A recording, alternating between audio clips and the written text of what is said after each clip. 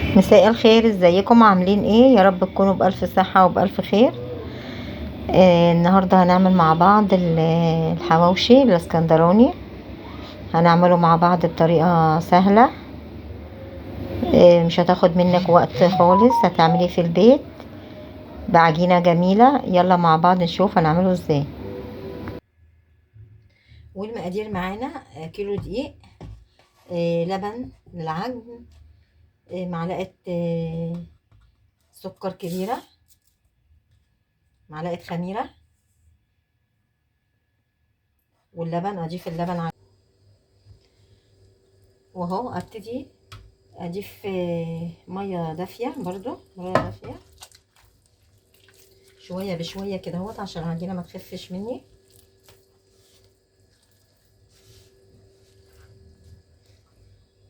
اضيف رشه ملح، معلقه ملح صغيره، 3 معالق زيت،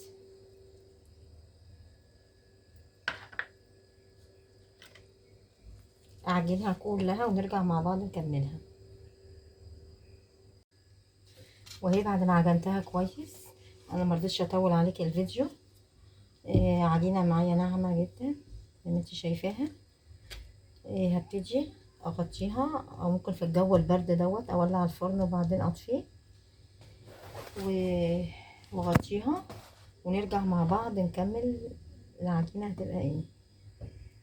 طبعا شلت الفوطه، صراحه خفت الفوطه تبوظ لان الطبق بتاعي صغير.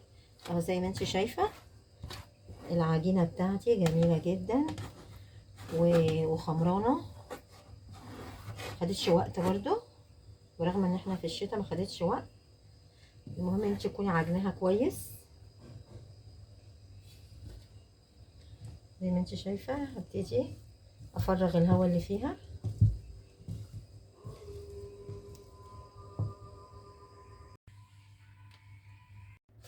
وابتدي رشه خفيفه قوي دقيق، وابتدي انزل الدقيق من البوله بتاعتي. عجينه بجد جميله جدا، عجينه جميله. وابتدي بقى ايه، اشوف عدد الارغفه اللي انا عايزاها. بس ايه، عجينه جميله.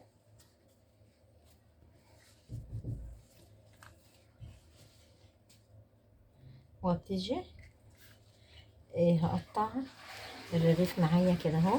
انا عايزاه رغيف حلو مش رغيف صغير. وهو بعد ما قطعته زي ما انت شايفه إيه، طلعوا معايا كل دوت. وانت لو عايزه كور اكبر ماشي، بس انا شايفه الحجم ده كده كويس. ودلوقتي معايا إيه، لحمه مفرومه، بصل مفروم، إيه، معايا فلفل حار وطماطم شايله البذر اللي فيها، مقطعه قطع صغيره، وملح وفلفل. انا مش بحط في البهارات بتاعتي اكتر من كده، ملح وفلفل. عايزه انت بقى تحطي اي توابل بتاعت حواوشي او اي حاجه اضافات تانية حط. نسيت اقولك هنحط ممكن انا كنت ضربتها في الكبه، مع البصل، بس انا قلت هعملها معاكم دلوقتي كده اهوت. هضيف البصل المفروم اللي انا فرماه ناعم، واحط الفلفل الاسود، واحط الملح، واعجنه كويس جدا، بحيث الانسجه بتاعت اللحمه دي كلها تتفتت، عشان ما اضيعش عليكم الوقت واطول الفيديو. انا هعملها واوريها لكم في اخر مرحله. وهو زي ما انت شايفه، بس اللحمه بتاعتي كلها كده اهو. ابتدي زي ما عملت دولة، ابتدي اعمل برضو اللحمه المفرومه، اكورها نفس الكوره بتاعه العيش، يعني نفس الكوره اللي انا كورتها اكورها. يعني دول 12، هعمل دول 12. على فكره اللحمه دي كيلو. وهو عملت نفس الكور عملتها على قد الكور العجينة. وبعدين اخد اول كورة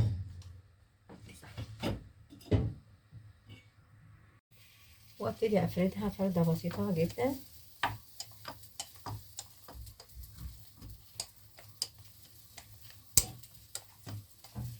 كده كده الرغيف بتاعي ده هيبقى كبير مش صغير.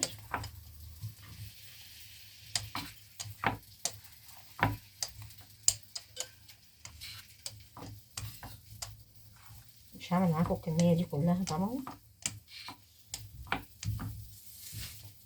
وبعدين اجيب كورة وابتدي الفها كده اهو، نفس اللفة دي كده اهو.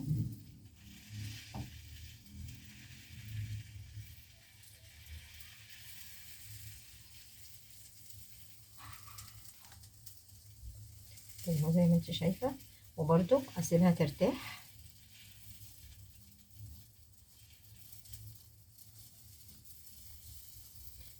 نحطها على جنب ونرجع ناخد واحدة تانية.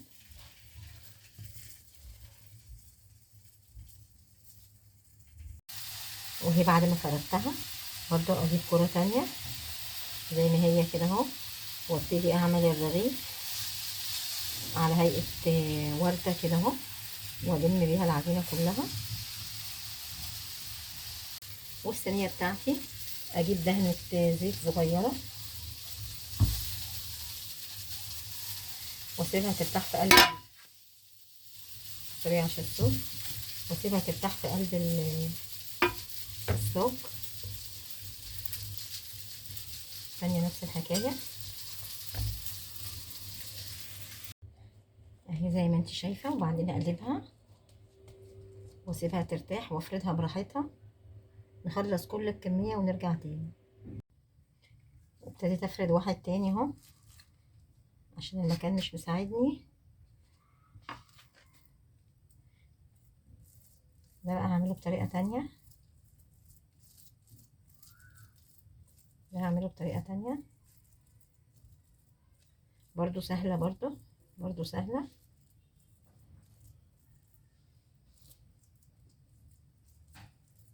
اعمل كله كده اوزع اللحمة كلها بس الاطراف لأ.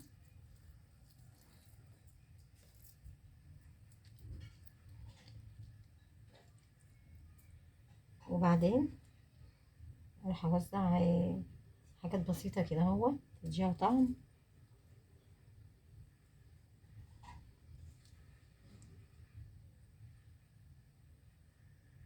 وضفت كمان شطة.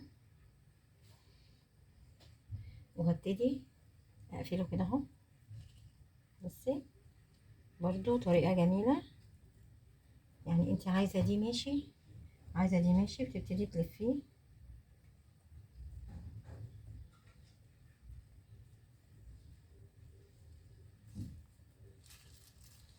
بالشكل دوت. ده حلاوتها الطريقة دي ان هي ما بتاخدش مني مكان في الصاجات. التانية اخدت صاجات ياما معايا. دي كده اهو جميلة جدا دي. بصي بقى، وده هعمله بقى ايه بالحواوشي بتاع بره، رغيفين فوق بعض. انت طول ما انت العجينة، حبيت اقول لك حاجة، طول ما انت العجينة بتاعتك كويسة، يعني بصي تشكليها زي ما انت عايزة، تشكليها زي ما انت عايزة. تحاولي تلفي كده اهو، حاولي تلفي وتقفلي العجينة بتاعتك، وتدوسي على اساس الحشوة ما تطلعش زي ما انت شايفة اهو. لفيتها كلها وبرده كده خلص معايا. وبرده اروح دهنه وشه حتة سمنة كده اهوت، زيت زي ما انت عايزة. بصي ده شكله جميل برضو ازاي.